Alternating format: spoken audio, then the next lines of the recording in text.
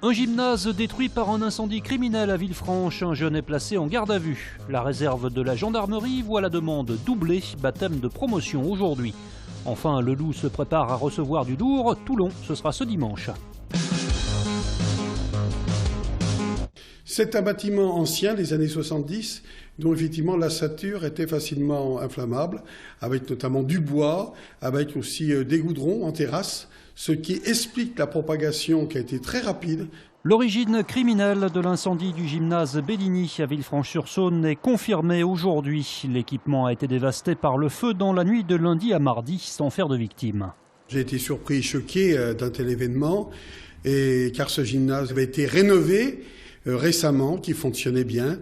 Et nous sommes dans l'attente, bien sûr, des résultats de la part de la police, savoir ce qui s'est réellement passé. Une caméra de vidéosurveillance pourrait livrer des indices. Aujourd'hui, un jeune majeur du quartier a été placé en garde à vue. Quant aux clubs sportifs qui utilisaient le gymnase, ils devront être orientés vers d'autres équipements.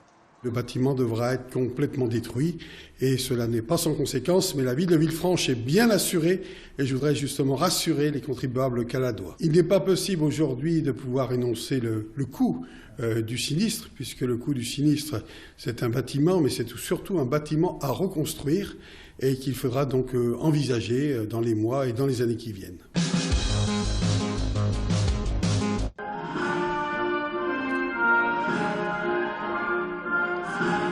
Cérémonie de fin de stage ce matin à Sathonay pour 80 nouveaux réservistes de la gendarmerie âgés de 17 à 40 ans. Les demandes pour suivre cette formation ont augmenté de près de 50% en un an et notre région compte actuellement 2250 gendarmes réservistes. Moi depuis tout petit je voulais faire l'armée et je pense qu'avec les événements qui sont passés récemment, je voulais m'impliquer pour mon pays et pour les citoyens qui habitent là. J'ai appris beaucoup de choses, j'ai appris à m'endurcir. C'est vrai que nous, dans le civil, on n'est pas forcément trop bousculé. Là, on a vraiment été mis à rude épreuve sur le mental. Pour devenir réserviste de la gendarmerie, après avoir été déclaré apte médicalement, il faut suivre 2 périodes de stage de 12 jours chacune. Dans la formation, ils ont la connaissance militaire gendarmerie, ils ont quelques rudiments sur les institutions. Après, on est plus sur du professionnel, comme de la police de la circulation, les télécommunications, et l'usage des armes, le tir, la maîtrise des individus avec armes ou sans armes. En moyenne, un réserviste consacre 25 journées par an à la gendarmerie. Il est indemnisé au minimum une 50aine d'euros par jour. Le grand retour du tennis entre Saône et Rhône, c'est désormais officiel. L'Open de Nice va être délocalisé à Lyon. La ville était privée de tournois ATP depuis la fin du GPTL en 2009. Cette fois, l'Open de Lyon sera dirigé par Jean-François Cojol, qui sera associé à Tony Parker, Gaëtan Müller et Joe Wilfried Tsonga. La compétition se déroulera du 20 au 27 mai prochain sur le site de l'ancien vélodrome du parc de la Tête d'Or, qui accueillera un central en terre battue avec une jauge de 5000 spectateurs. J-4 avant le gros match de l'année pour le Loup Rugby au Matmut Stadium. Les hommes de Pierre Mignoni vont affronter l'un des meilleurs clubs français et européens depuis plusieurs années. Il s'agit de Toulon, actuel 2e du top 14. Lyon n'a pas perdu un seul match à domicile depuis le début de l'année. Le défi sera donc de taille. C'est un match à domicile important qu'il faut bien sûr gagner.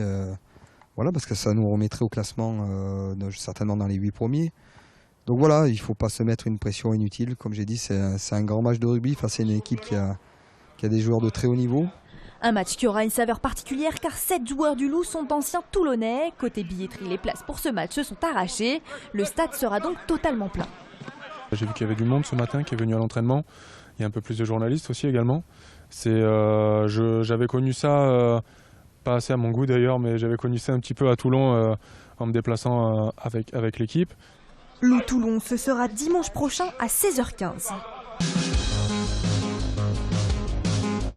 Tentation, c'est le titre de la nouvelle exposition du musée Paul Digny de Villefranche. Près de 90 œuvres de la période 1830-1914 sont présentées.